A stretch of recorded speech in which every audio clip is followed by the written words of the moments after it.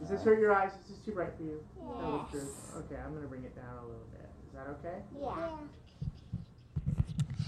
I eat for school lunch is chips, a hamburger. The chickens are always cold and they're like dry and they're hard and it's hard for people to eat it. I see like a lot of grease on it because there's lots of grease on the top, and after they finish it there's so much grease inside of it.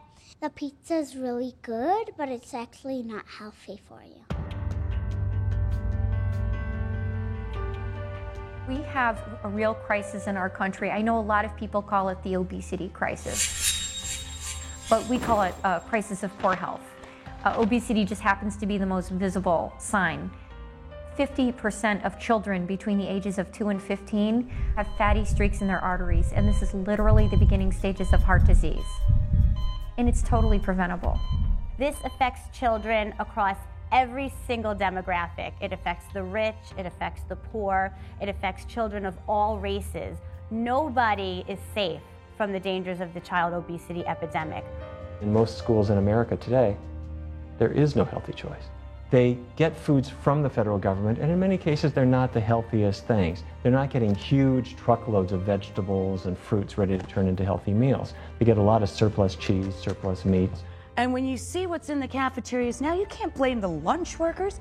They don't have anything but an Alto-Shaam to heat food up to a safe temperature, and it's barely food at that. We have no budgets and no concern about what we're pumping into our kids, and then we wonder why they don't like food. We dumbed down their palates. I look at schools as setting an example for the kinds of foods that kids ought to be eating.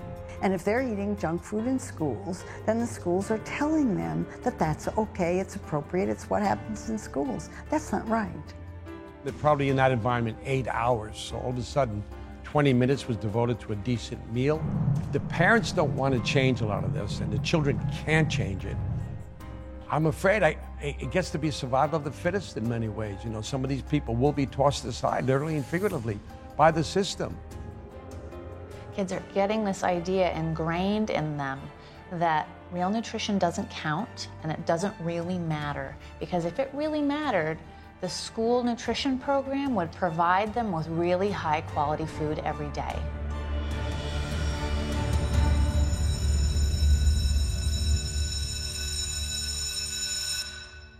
So much has changed from when I was a kid. When I was a kid, we still had vocational training as part of your public school program. Everybody took a certain amount of home ec. You took shop. You could learn these basic sets of skills where you could get a job if you graduated from high school. And you'd have all these basic skills. You could fix your car. You could fix yourself dinner. You were a whole human being. And little by little, I think we became so worried about just test scores, and funding became an issue, making it smaller, not bigger. And we started taking from our own kids. I don't know where that happened. And then the lunchrooms got attacked, and the lunch ladies and the lunch men that used to prepare foods were given less and less equipment and less money. Again, we took from our own children good, nutritious food. Breakfast programs disappeared, intramural activities disappeared, vocational training disappeared. We really dumbed down our entire society, and not just when it comes to the food, to make them book smart. Our children sacrificed in every way imaginable. Literally gives me chills, like a horror movie to me.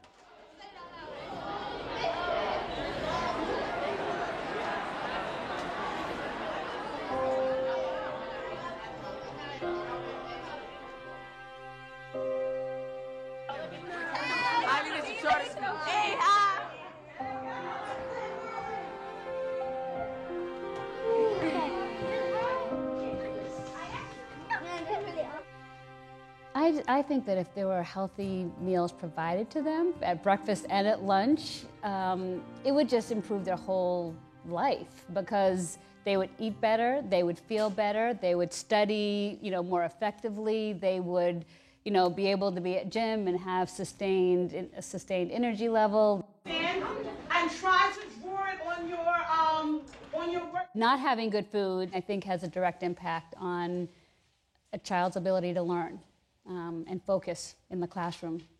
I'll make you stand up sitting in that chair wrong like that.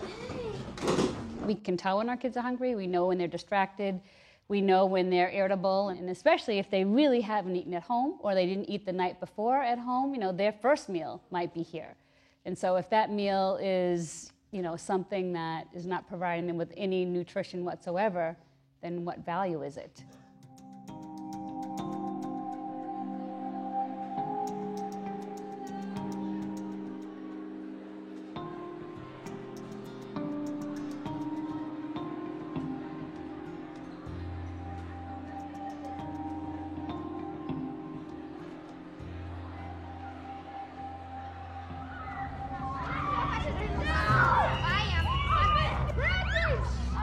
A lot of our kids eat breakfast here and lunch and have an afternoon snack. And so we've done a few things that we think help that just by providing fruit or healthy snacks at times when we don't normally provide them, or having, apples and fresh grapes at events instead of cookies. So we've done, we've, I think, tried to impact it in small ways, but not ways that sort of help my conscience. Now it's time to leave for lunch, so see you later. I hate chicken. How you know? They stink like poop. How about lunch? I eat lunch and it tastes good, but sometimes. I think as a school principal, it's one of those things that I feel like my conscience is sort of working against me, because when I go down there and we're serving it, I know that I don't want to eat it and that I don't think it's healthy, but yet I'm serving it to 600 kids. And that's a conflict for me almost every day.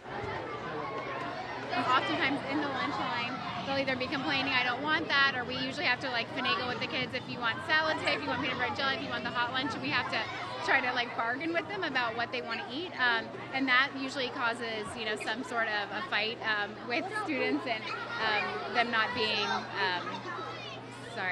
being really distracted. And them not being a happy person during lunch. And we always want lunch to be a time that the kids are enjoying each other and enjoying their friends, but if they're not eating the food, then they're sitting there either upset or hungry for the rest of the day. This is what I was talking about.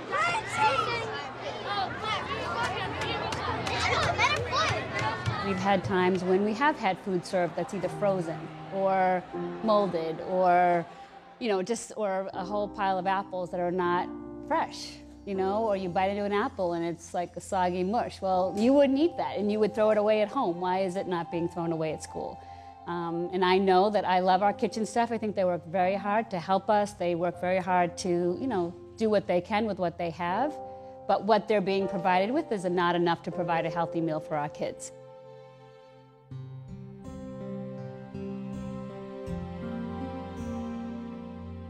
All of us, the teachers and everyone, sort of feeling like the parents are trusting us with their kids and therefore assuming that we're not giving them anything that we wouldn't eat. But the adults don't actually even get to eat down there, so you don't even have that rub because we don't eat the food. We have to, we go out to get food. But yeah, I don't think parents really understand what they're being served. And no, I don't think I do think that if they knew what the food looked like and the sort of the caliber and the quality of the food and the lack, sort of the unhealthy nature of the food, I think they would be upset. Eat healthy. What does that mean? No chanting, no. But then what should you be eating?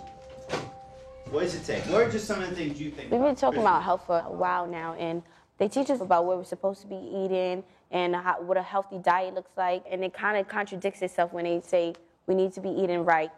It actually didn't even make sense because I was learning all about my health in health class, and in the cafeteria they serve you cookies and stuff, cookies and ice cream. School lunch is sometimes it's okay, but other times I just don't know what I'm eating. We'll be in school for till 4 o'clock, and then when we do have lunch, it's at 1 o'clock. So people be hungry. So I'm getting online, got my food, and it was on this tortilla bed. And I didn't know what it was. So that's the worst kind of food, when you don't know what it is, and it doesn't even look good. I couldn't eat it. My conscience wouldn't let me. They'll drop the tray in the garbage and just drink the milk. And then they'll go the rest of the day being hungry. And then when I walk outside of school, I can't really blame them for going to pizzerias and the fast food restaurants. but at the same time, that's what I'm teaching them not to go to. So it's incredibly frustrating to see, this trend that we're kind of creating in our own school. If you have to pick up a tray in our school, you can't just say, I'm not eating. So I would like to tell them, I want you one day to eat the school lunch and see how we feel.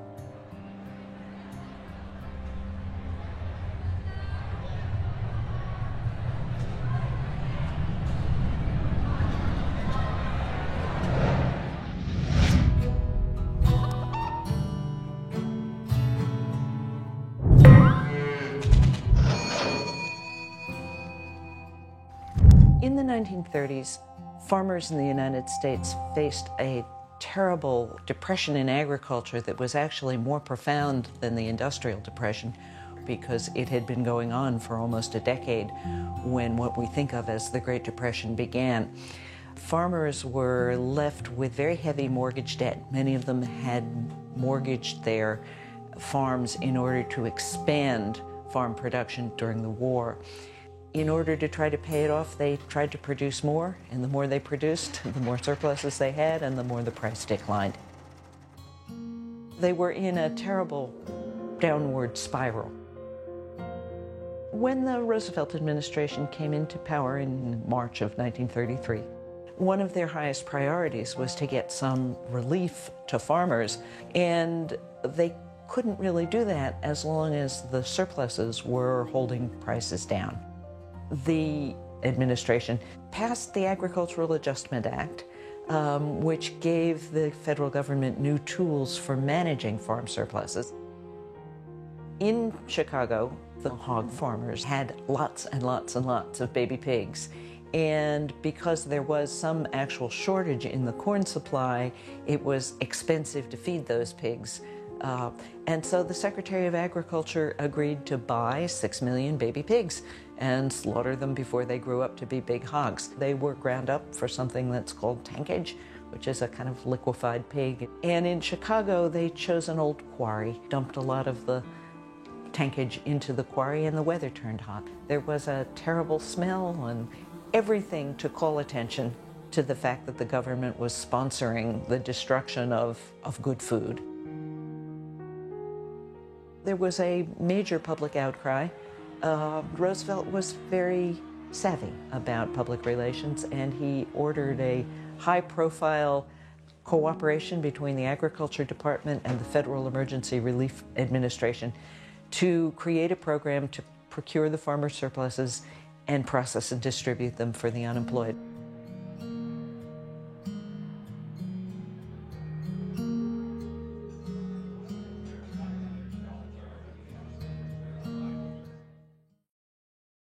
Out of that cooperation grew school food, and that actually triggered our whole array of federal domestic food assistance programs.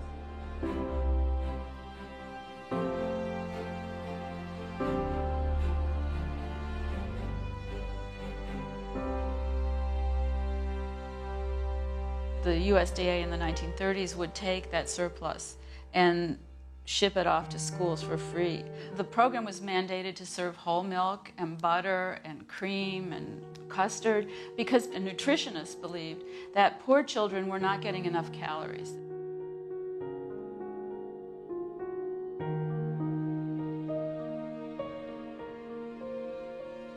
The Department of Agriculture was established to look after the nation's lands and farming and to help the nation's farmers. Now, it does have an interest in keeping food prices affordable, but it also has an interest in supporting the food industries. USDA is an agency that is inherently conflicted, and that's not just when it comes to school lunch. They have dual roles. They have a food safety component and an oversight and a regulatory function with respect to the food industry. And they also have, by law, a promotional and marketing responsibility to support U.S. agriculture and to support the food industry and to help promote and grow the food industry. And those missions certainly, I think, come into conflict there. The question of whether they're putting the interests of industry ahead of the interests of students is much more difficult to pin down. Again, they have both of these roles by law, by statute, and we never found any smoking gun where, there was a memo that said, we know this food isn't good for kids, but we're going to buy it anyway because we want to support the industry.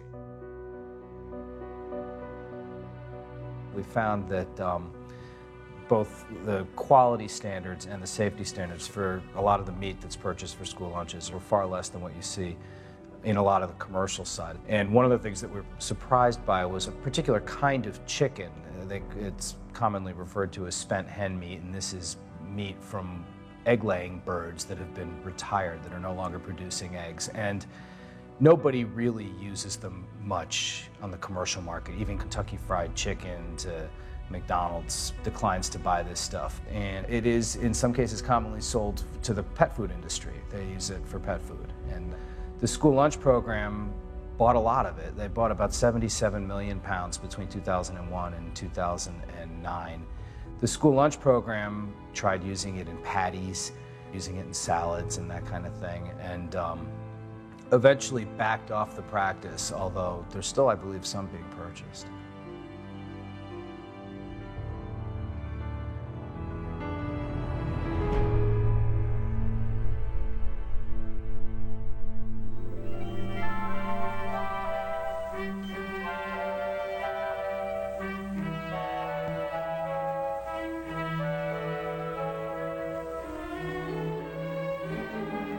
Schools can piece together meals in lots of different ways, but whatever they do, it needs to come with the milk. So the dairy industry is really benefiting from the school lunch program. But at the same time, milk is a healthy food if it's low in fat. Whole milk, 2% milk, even though it provides calcium, it's not really worth it because the saturated fat that comes along with it isn't worth the calcium because it clogs arteries and contributes to heart disease. Dairy products that have so many uses that athletes depend on in building strong, healthy bodies. Milk doesn't just play a role in formation of bone. There are other health benefits because of the unique nutrient package that dairy foods have that we need to be eating those 3 servings every day, whether we choose to use low-fat, non-fat, lactose-free, whatever our choice may be. Thinking more about the food lunch program and the fact that it's pushing things on kids that are not even healthy for them. So if we know that, Black and Latino kids shouldn't drink milk, or that a lot of us are lactose intolerant, why are we forcing them to have milk that, does not take care of that? Or why aren't there other options for them? I mean, this is an example of dairy industry lobbying at work very successfully, convincing the Department of Agriculture that if you don't drink milk, you don't get calcium, and that milk is an essential nutrient. It's not. There are many cultures in the world where kids don't drink milk, and somehow they manage to survive.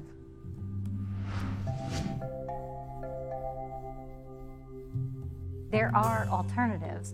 And if for health reasons or religious reasons or just because you don't like the taste, kids should have alternative options to milk. And I think it's very reasonable to provide soy milk or water, other beverages for kids to choose. And you shouldn't need a doctor's note in order to get that alternative. Every single food trade association is concerned that nothing be done to advise eating less of their products. That's just good business sense. And since food corporations fund election campaigns, they have a great deal of say. I worked for the government for 2 years, from 1986 to 1988, and I was the editor of a big fat report called the Surgeon General's Report on Nutrition and Health, which was the first federal report linking diet to chronic disease prevention. And the report was heavily lobbied, although I was not the recipient of the lobbying efforts. The person who ran our office was. But on the first day that I was there, and I tell this story in my book, Food Politics, on the first day that I arrived in the office, I was told that the report would never say eat less meat. In fact, it probably wouldn't say eat less of anything, because whatever industry it was that that advice affected would go to Congress and complain, and the report would never come out. And so the report's recommendations were phrased largely in euphemisms. And the big recommendation of the report was eat less fat. It didn't say eat less meat.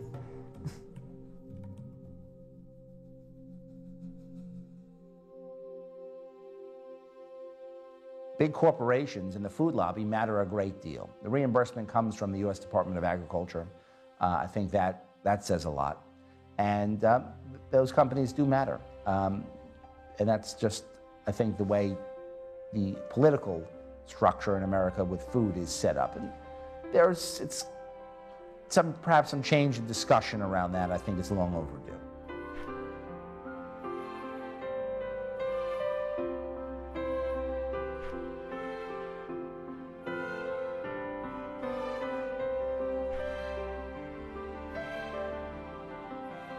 School lunch is it's a more difficult endeavor than I think most people realize.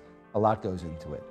What most people see is on the front end, like I suppose in any organization, and the most important part are the meals being served to the children. You have the kitchen staff, the local kitchen facilities, the preparation of the food.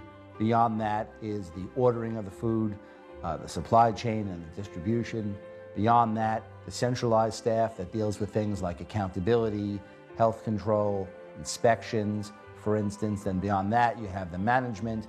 And it's all sort of held together with the glue of reimbursement from the United States Department of Agriculture. The National School Lunch and Breakfast Program serves 7 billion meals a year in the United States. This is not a small operation. It's in 99,000 schools.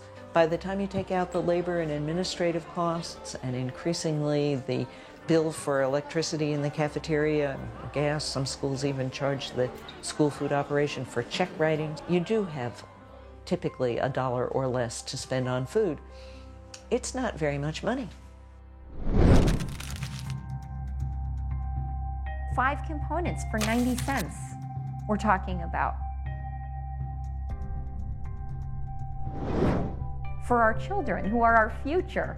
And so we really need to increase the amount of money that we put into school meals. We can talk about the reasons why it is the way it is, but the bottom line is we need to change it. And when we look at the school meal, the school lunch, there is about 90 cents that's being spent on the food components. 20 cents of which come from the commodity foods. Those are the foods supplied essentially for free to the schools, complements of our federal tax dollars. And the top 3 foods in the commodity programs are beef, like ground beef, chicken, and cheese. The ground beef ends up as hamburgers. The cheese ends up as deep fried mozzarella sticks or pizza, and the chicken ends up as chicken nuggets, pretty much straight across the board. That's what's served over and over again in schools. And so we need to look at this. We spend more than $5 a meal on meals at senior centers in New York City. There's a soup kitchen in Lower Manhattan that is investing an average of $7 a meal. It's really almost too much to put your head around.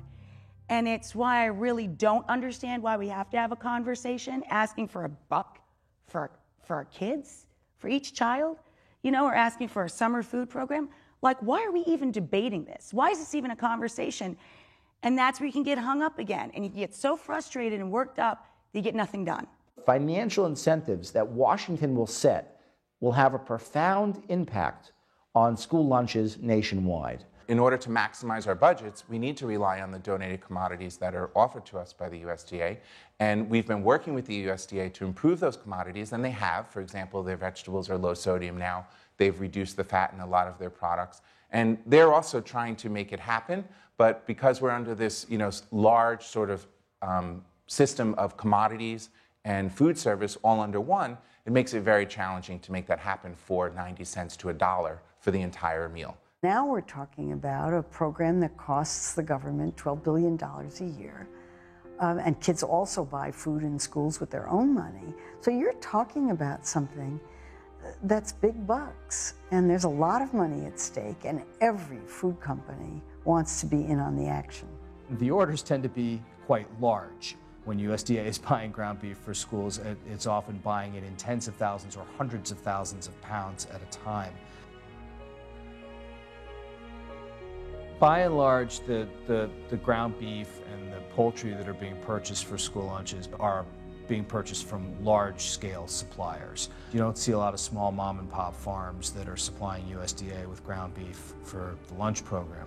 You have to be what they call a qualified supplier, which means that you have to demonstrate to USDA that you can meet certain food safety requirements, that you have processes in place to minimize the chances that meat is going to become contaminated, and that you can meet their testing requirements for that beef and for that chicken and so forth. And in fact, the State Department of Health said today they believe that this recall will spread. They've been trying to track down which distributors actually took the beef in question and then sold it on down the food chain to the consumer. You know, some of the things I've read, it's unbelievable. Did you know that if there's a recall for meat, for example, that goes all around the country, no one bothers to tell the schools? There are 5,000 kids in Franklin schools, and on any given day, most, if not all, may eat from the cafeteria. But it's unclear if any of the recalled meat ever reached their plate. And so the schools will cook it and feed it to the children. The children who are the most vulnerable to foodborne diseases are the least protected. The systems that were in place when there is a problem with food that's been purchased by schools is very fractured, and there's no consistent or particularly effective mechanism for getting the word out to other schools that may have bought the same products. School districts in 36 states across the country are scrambling to get rid of the recalled meat. The recall includes 143 million pounds of beef. It comes after the Humane Society videotaped disturbing images from a California meat processing plant. The images show sick cows being kicked, dragged, and shoved into the slaughterhouse. Much of the meat has already been eaten. Here's what other school districts have done about the recalled beef. Guilford County schools used some of it, but pulled the remaining beef. Randolph County says it received the meat last year and used all of it. Unfortunately, we don't have a way to track if the meat was served or not. There's no way for us to know because once it's served, the boxes are broken down and thrown out, and we don't have a track of the SKU numbers that came through. So sometimes the suppliers may be aware that their food has gone to schools, but they may not even be, because they're selling their food to distributors, and the distributors are then selling their food sometimes to buyers for schools or to food service contractors that have been hired by schools to run their cafeterias. And what we found is that it's very difficult to ensure that that message gets all the way down to the schools, or even to know which schools got it. Schools typically have no idea where most of the food that they're serving children comes from. It's more complicated than just saying, why is the school lunch program providing these foods? It's a larger question about, what does the food industry in the U.S. look like these days? We have a food system in this country that produces twice as many calories as the country needs on average. Food companies have to sell that. And they not only have to sell food in this enormously competitive environment, but they must meet demands of Wall Street to not only make a profit, but grow their profits every 90 days. This puts food corporations in an especially difficult situation because they're trying to sell food in an environment in which there's twice as much food as anybody needs and grow at the same time. So the result of that is that they have looked for ways to market foods well beyond the grocery store. Food is everywhere, and they know that in order to get people to buy more food than they need or want, they must make food readily accessible, instantly available, extremely convenient and cheap. And the result of that is obesity. Not because food companies are sitting around a corporate boardroom saying, how do we make Americans fat? That's not what they're trying to do. They're sitting around corporate boardrooms saying, how do we get people to buy more products in an environment in which there's already tons of food available that nobody wants or needs? When I was a kid, you couldn't eat lunch in a gas station.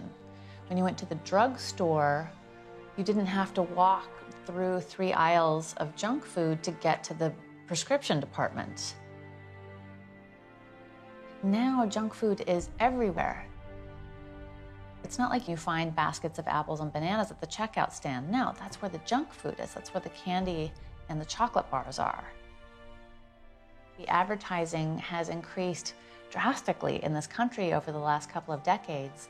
I like the Northern European model where they don't allow advertising to children under a certain age. I think that's fair and that's right, that they shouldn't be advertising food that is detrimental to their health to young kids.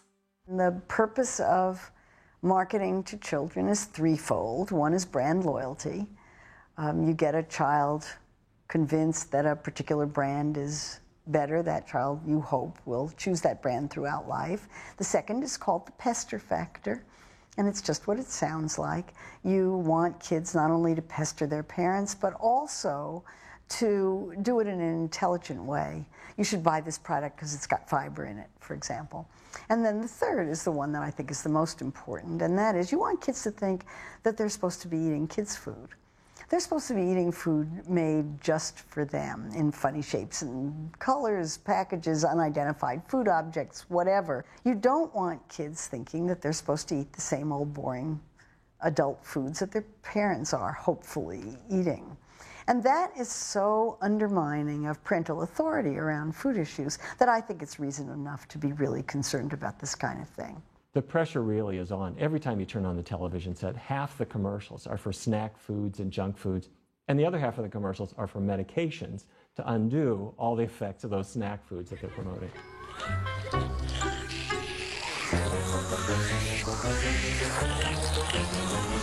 Kids grow up in this junk food culture that is America today, and they expect to be fed this junk.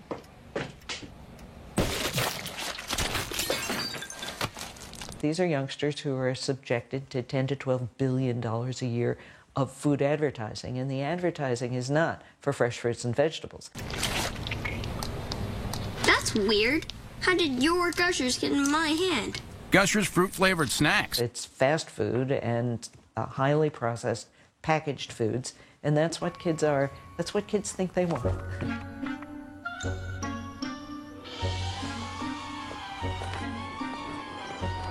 Yogurt! Slurp! Till it's flat. There's this excitement around the junk food. So even though my kid loves dates and raisins as a treat, he now wants cupcakes and candy because there's this party atmosphere around those foods. There's never a party when the kids get broccoli.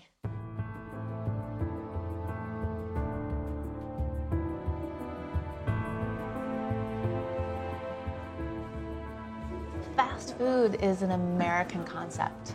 We created that industry. It came along with our car culture. It came about in this time of prosperity. Look, we're all working so hard. We're happy Americans. We deserve this kind of food. And look, you get a toy with it too. So it's this whole emotional package in that box. It's not just the food. It's this image of happy, healthy American families doing something together, when in reality, that food is slowly killing us. President Reagan today opened his second White House news conference with some bad news for the bureaucracy. Fewer government workers and a slashed federal payroll. Millions of Americans today have had to tighten their belts because of the economic conditions, and it's time to put Washington on a diet, too. In the early 1980s, there was a major cutback in the federal subsidy for school foods. And this put school food operators, the food service departments, in a tremendous financial crunch. So the upshot was that school food service was urged to operate like a business and break even, and they began to try and lure those paying customers back into the program by offering more and more of kids' favorite foods. We've had officials in the Department of Education, in the Office of School Food, tell us that they have to keep their numbers up for the lunches, that they're in the business of serving lunch, and they want to give the children what they want. I eat like 2 slices of pizza a meal. Serve macaroni with bread. I usually eat like grilled cheese. Like I won't eat all of this, but I'll eat the chips. Jello sometimes, like on the side. It was some type of meat. It was like pinkish. And chicken nugget. I eat ice cream. Pizza. Turkey sandwiches with a lot of turkey and mayo on it. Butter and some mayonnaise and some mustard, so it's nasty. It's usually like a milk with like cookies and that's it. And bagels with cream cheese or butter. I ate, what else I ate? Really the flavored milk and the hamburgers and the chicken nuggets and the pizza, I believe they're all on the menu because those are the foods that kids like. So those foods continue to stay, even though everyone knows they're not healthy. It's fast food. When people are not starving to death, it's different. We're overfed and undernourished in this country. If people were starving in the streets, that would be a different level of anxiety. But because it's a slow death, people don't take notice as much. They're not as worried about it. They're not as apt to make big changes. I don't believe if anyone walked into a school cafeteria and saw the environment that's in our schools, that they would be proud of it whatsoever. And I think there's a lot of passivity on the part of policymakers and parents. They believe that this is the best that we can do, and it's good enough. And we need to understand that, no, we can change this, and we can certainly improve it, and that we need to do that.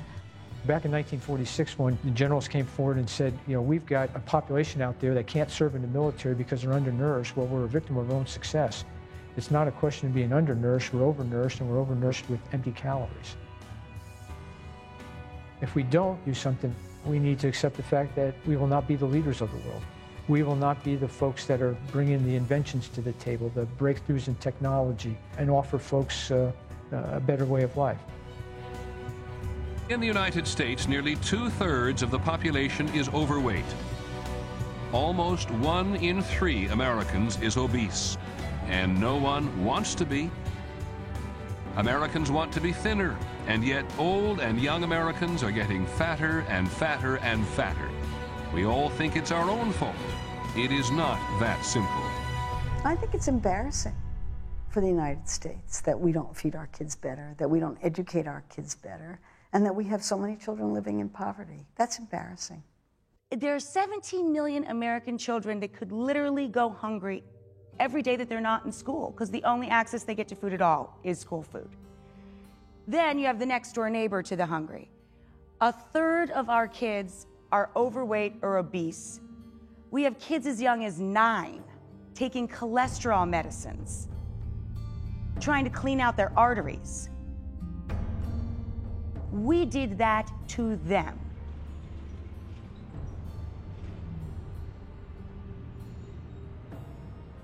As we've seen the decline of the middle class in this country, you just see these guilt-ridden parents that are emotionally exhausted. They don't have enough money to pay all the bills and buy a decent week's groceries.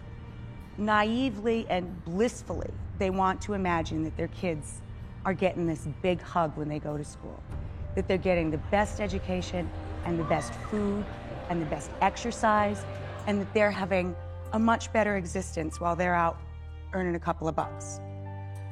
It's absolutely awful. I really can't think about it too much. It's awful. And it's a really ironic thing for me because I don't think I'd have a job unless there was a couple of generations of people that didn't know how to cook.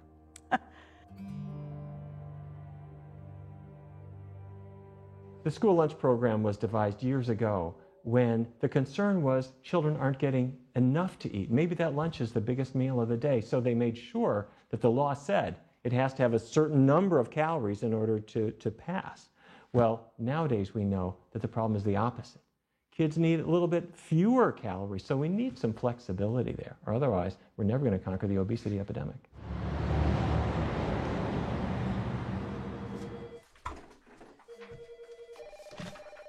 We are teaching our kids to celebrate almost any emotion with food. Something good happens, you give them pizza. Something bad happens, you give them pizza. And then for lunch, you give them pizza. So we're sending such mixed messages, and then we tell them to eat healthy and make a healthy choice. It's no wonder our kids are so confused. I thought they were supposed to be on diets. I think they're cheating. You would think that if a parent had a choice of what to bring in to celebrate either good grades or a birthday. You'd think they'd bring something healthy, but they don't. They bring very unhealthy foods. It's almost always ice cream, cupcakes, huge cupcakes that they give to these little kids, and the kids eat them because they're put in front of them. It's unfortunate, but parents, they want to be the good guy. I found, my son broke his arm last year, and we were in the hospital, and I kept saying, honey, when this is over, I'm taking you to Friendly's. We're going to get hot fudge sundaes. Honey, we're going to get hot fudge sundaes. And I thought about it afterwards. That was my instinct, to tell him this is bad, but we're going to celebrate it with something really unhealthy. I was actually disappointed in myself for having that reaction, but it's so ingrained in our society. My heart sinks every time I see an obese child, because I know they're being robbed of some of the vitality of life that they could be experiencing at that time. And when you go through certain periods of your life, you can't get them back. If you miss, your adolescence, it's gone. I think the most basic cause of the child obesity epidemic is what I call portion distortion. Our kids are just eating way too much food. They're eating so many more calories than they need. And studies show that by the age of 5, if you put a larger portion of food in front of a child, they're going to eat more, about 25% more calories. Not only do they take more spoonfuls of food, but they actually unconsciously put more on each spoonful when they're served a larger portion. I was at a tennis match a couple of years ago, and Gladys Knight was singing the national anthem, and she had a set of, high school girls from a choir, from a New York City school behind her. And I just looked at the bleachers where those girls were standing, and I said, my goodness, every one of them has a weight issue, and they're 16, 17 years old. My question is, if we're supposed to be educating kids in school, why isn't there education in the cafeteria too? Because obviously people are eating what they think they should be eating. They don't know what to eat anymore. So our overweight kids are discriminated against not only socially by their peers, but by their teachers, by other school administrators. Many adults don't realize that they're doing it, but you just naturally prefer dealing with a normal weight person. The scientific studies show that over and over again. So, we think that if we talk to our overweight children about weight, we're going to give them a poor self-esteem. That's not the case. These overweight kids have poor self-esteem already. By talking about the issue and giving them the tools to make healthy changes, you can actually increase a child's self-esteem dramatically. Ignoring it is not the answer. I've suffered from my own addictions as a result of food. I used to have ice cream in my house all the time, and I couldn't go home if the ice cream wasn't there. Or if I came home and there wasn't enough ice cream there, I had to leave. I had to go get my Haagen-Dazs, or I wasn't going to be comfortable at home. And every time I had a meal, regardless of whether I was dieting or trying to eat the right things, my body craved that sugar before it would let me alone. And when I finally got free of the whole thing and I thought about my behavior, I said, Robin, if this was any other substance, what would you call your behavior? And I said to myself, wow, if it was heroin, if it was cigarettes, you would call me an addict. Having become vegan and fasting, I've had the opportunity to be away from food, to watch how many prompts we get for food all day long, to listen to the conversations people have about food. They're at breakfast talking about what they're going to have for lunch, and at lunch they're talking about what they're going to have for dinner. They don't even realize they're eating when they have a snack, but we're eating all day long. The body's digestion is working all day long, and we wonder why we're so tired. We have to get back to eating healthy, and if it takes everybody getting sick and an epidemic of diabetes and heart disease and early death, maybe that's what's going to wake people up.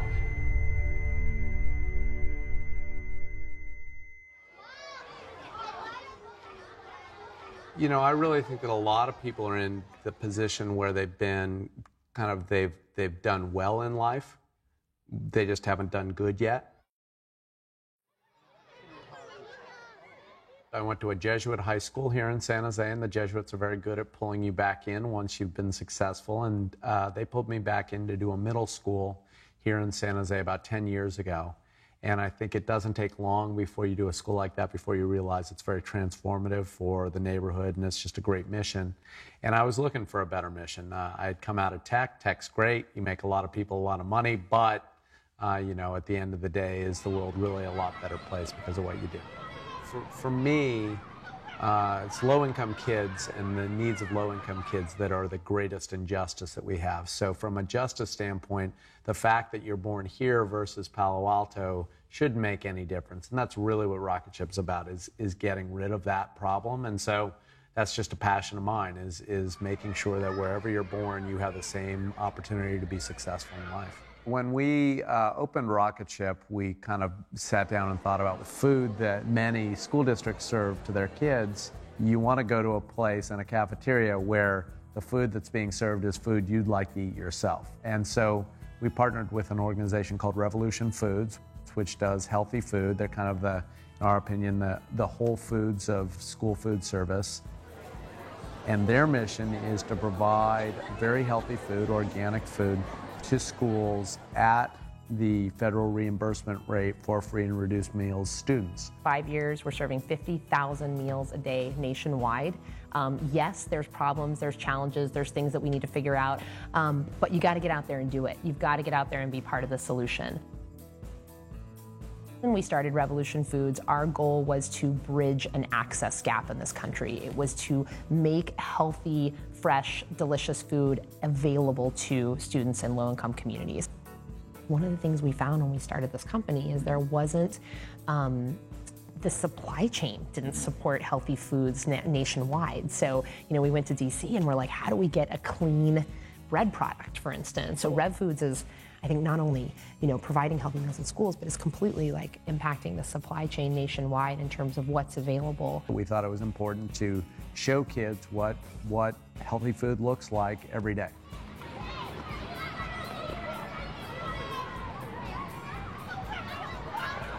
You need to have a healthy meal platform, and you need to be nourishing kids from the inside and the outside.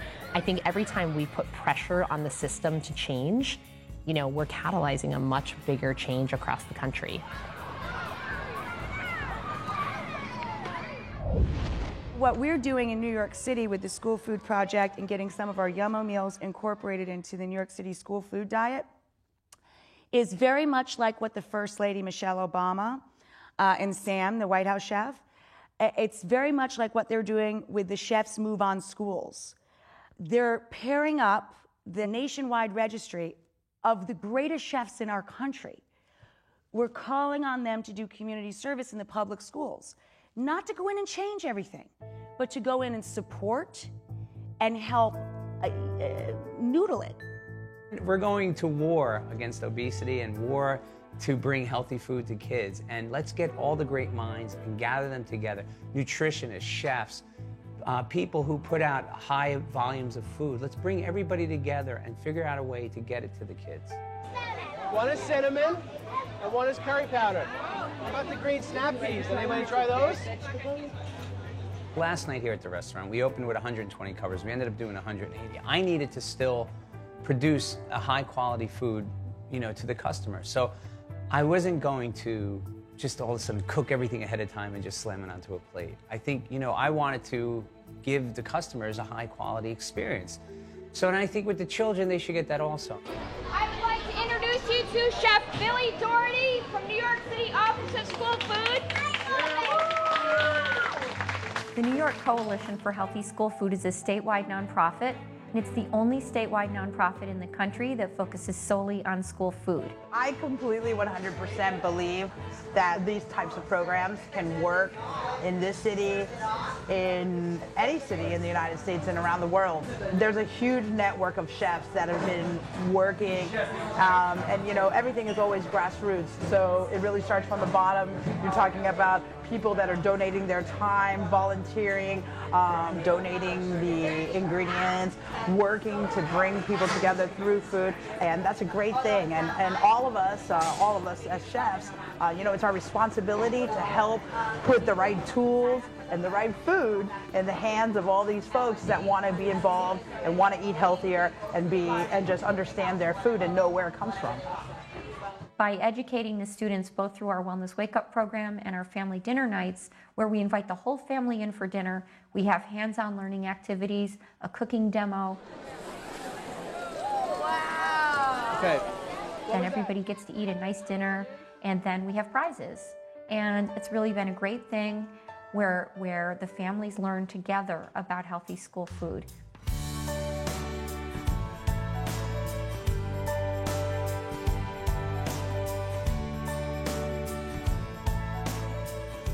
I am so honored to be with you all today so you could explore your inner chefs. Okay, now you're right. I have two people to introduce to you today, two high school chefs, chefs that are very inspiring for me. And I want you to introduce you to Christy. Hello. And Lazarus. Hi. And they are, let's give them a big hand, a big round of applause. What we're gonna make for you today is something called chickpea of the sea. Chickpea of the sea. Oh, you're gonna love it. These kids deserve a fighting chance. And as a parent of young kids, you know, I want to do everything for my children. I know every parent in America feels the very same way. And so we have to do better by them.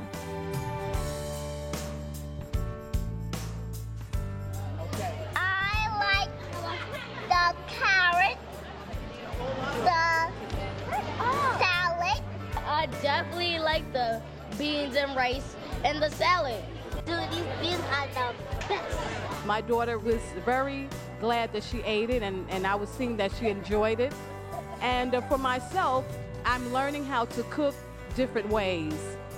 Like all the family get to enjoy themselves, open themselves up, and like be excited to eat like fruits and vegetables. They just like to enjoy themselves and like to be happy. This will be a fun experience for the kids, and they can experience it with their families. And it's giving the kids the tools and the knowledge about, you know, what's nutritious, where do we get the food from, and why is it better for our bodies. This is going to be a long battle because a lot of kids don't understand the relationship between agriculture and the food they eat. And, you know, once the kids learn, the parents learn too. And so it's a great way to have that conversation. How is it? It's good. The biggest thing that we need to do is get the kids involved and, you know, get them not so afraid in throwing their hands into the dirt. We're not too keen on shovels and rakes and stuff, so a lot of it's done with the hands. You want to kind of feel where the food is coming from. Wait, hold on.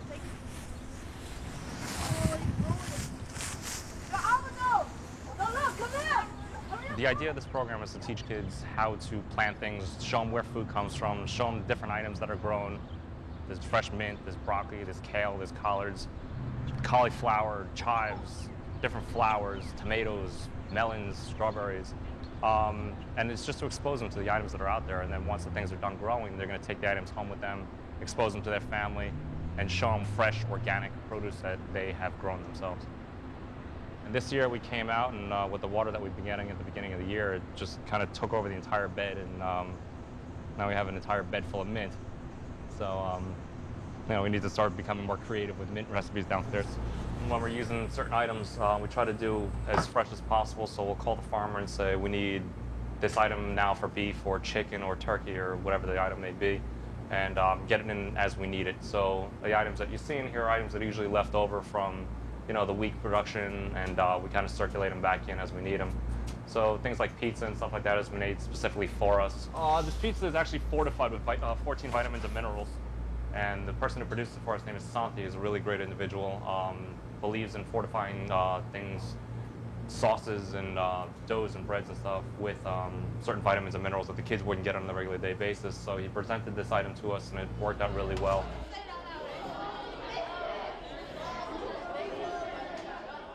We have steamed summer squash on and jasmine rice. We like to kind of bounce all over the place with different rices and kind of expose them to as many different flavors as we can too. If staff is not going to eat the same food as the kids, then I definitely see that there's something wrong with it. We're trying to make it more palatable for the staff and more palatable for the kids, so everyone's enjoying the meal. And we kind of encourage the staff to eat with the kids. We want to have the peer to student ratio, you know, kind of connecting and see, you know, that they're actually eating the same thing. It's very unlikely that someone would be able to produce a high-quality meal for 90 cents or less. Out of the 180 that are out there, we don't use any. I think we tried to use one. I think that was crushed tomatoes about 4 years ago, and they told us if we wanted those that we had to go to New Jersey to pick them up. And it's not worth it for us financially or in any sense to really drive to another state to get a can of diced tomatoes. You need to source a lot fresher ingredients, a lot fresher items, more nutritious items, more raw items. Any child that gets exposed to food in a meaningful way, whether it's a classroom garden or mom or dad spends time with that child while they're preparing dinner, that child becomes emotionally vested. And food is about sharing and community. If they feel a part of the process of preparing the food, seeing where the food comes from, when it hits the table and everybody's oohing and ahhing and taking nutrition and sharing great times and having all of this going on, that's exciting to a child. And they want to take ownership of that. They want to be a part of that. And it happens immediately. Bananas, granola, what's that? Yogurt. Yum, yum, yum.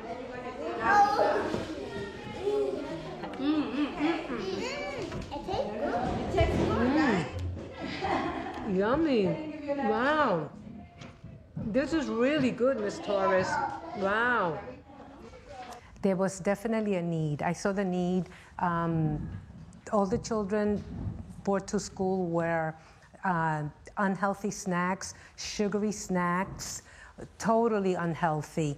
And I came upon the Wellness Council project, which is a program from the Department of Education. We're going to look at pictures, Kristen, and we're going to decide if something is healthy or if it is unhealthy. And read this word here, I'll write it here. The main focus of this program is to come up with a wellness policy for the entire school, where the school decides what the needs are for the school, what you want to do in your school. And what we wanted to do was to get rid of junk food. So in our wellness policy, we wrote the main thing that we wanted was to get rid of junky snacks in the school, to have the children bring in healthy snacks in pre-kindergarten and kindergarten. And that's basically how we got started.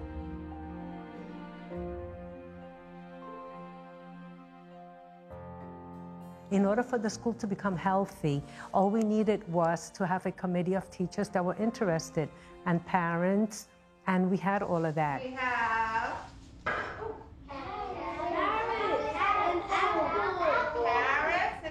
organic carrots and organic apples, and we're not even going to eat them. We take the carrot, we put it in, and out comes the juice.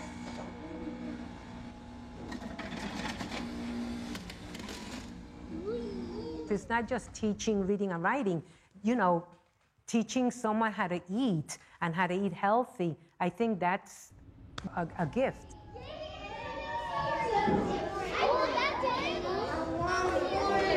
Put your thumb up if you liked it. In addition to not selling any junk food in the school, not even at PTA fundraisers or any other type of fundraiser that we have in the school, we decided just that we weren't going to do it. Because if we didn't allow the children to bring in unhealthy snacks, how could we sell them? On the same token, we didn't allow teachers to eat unhealthy snacks. Again, teachers are role models, and if we don't want the children to chew gum, they can't chew gum either. So it went along those lines, and like that's how, you know, we became healthy. And like slowly, it just spread throughout the school. When you guys go home, your parents are the ones in charge of feeding, right? But when you come to school, the school's in charge of feeding. And this was totally by chance. I just received this in my mailbox. And it's an article, it's a kids magazine, or weekly reader. If I subscribe to it, you can always, get it in the classroom. But it talks about from farm to you. Currently, only about half of schools serve these healthy foods every day. Let me read that again. Currently means right now. So right now, only about half of schools serve these healthy foods every day. 9, count with me, 10, 11.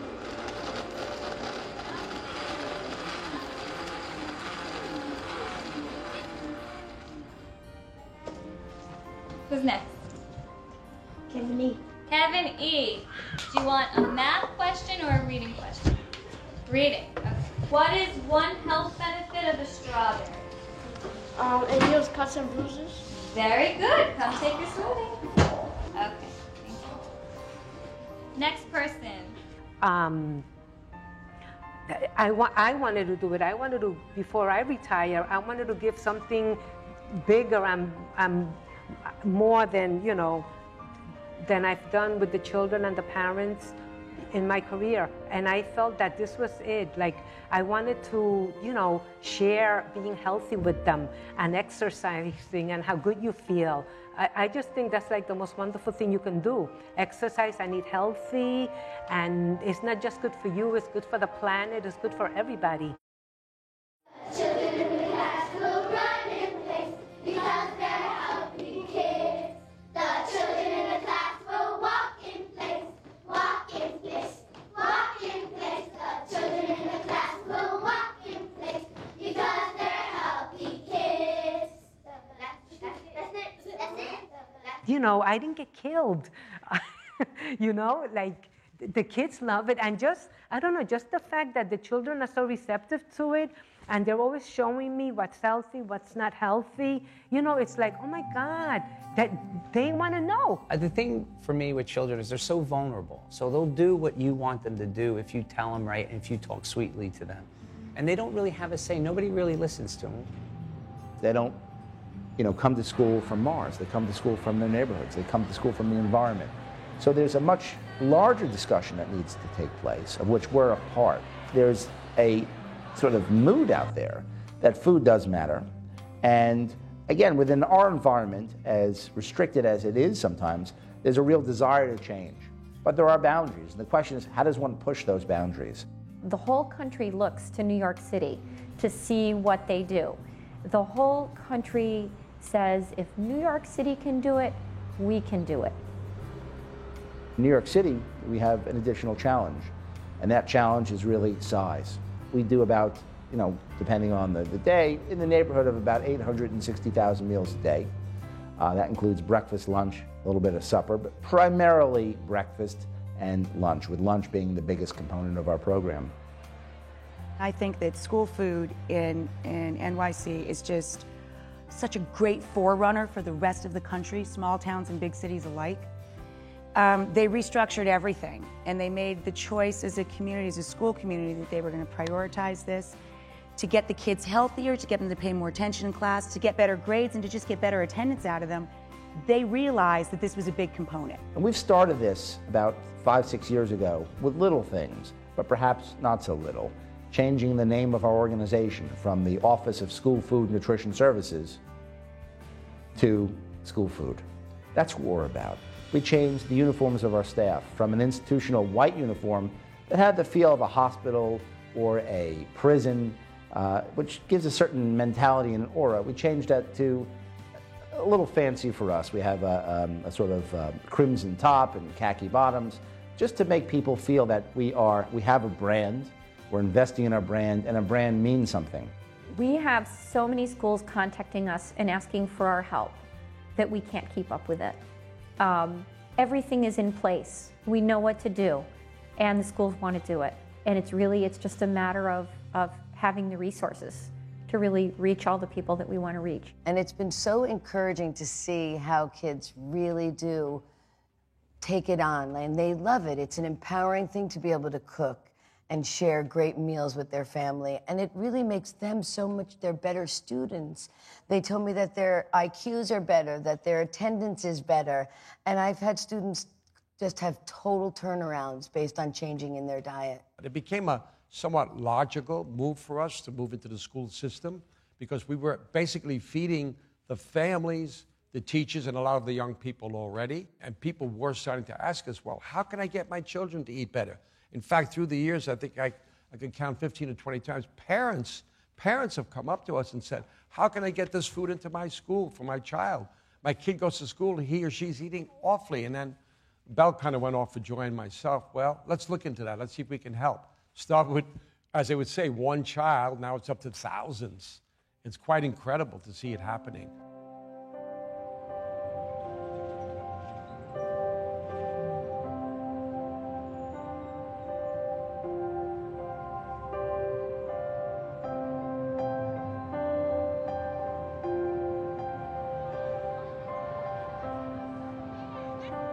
We are unconscious about what we're eating and what we're feeding our children.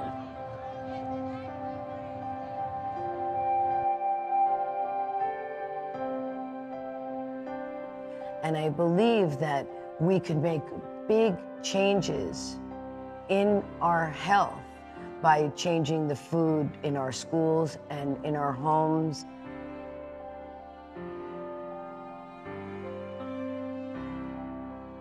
I feel like I've struggled with this for a long time. I watch our kids. I continue to watch what they're eating. I continue to hear them be angry about what they're eating. And I know they don't know enough.